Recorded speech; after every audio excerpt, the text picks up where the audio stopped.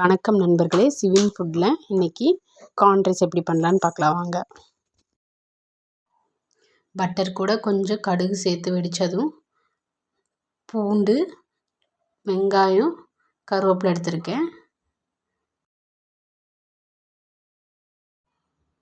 கொஞ்சம் பூண்டு வதங்கினதும் வெங்காயம் கருவேப்பிலை உள்ள சேர்த்துக்கலாம்.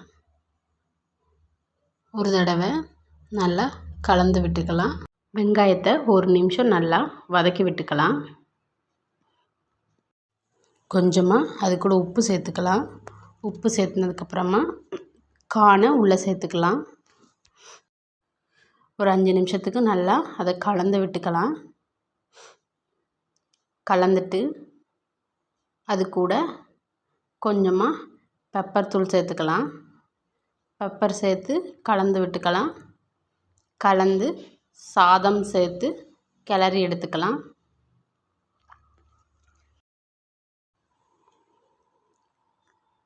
டிஃபனை பேக் பண்ணிக்கலாம். கார்ன் ரைஸ் ரெடி ஆயிடுச்சு.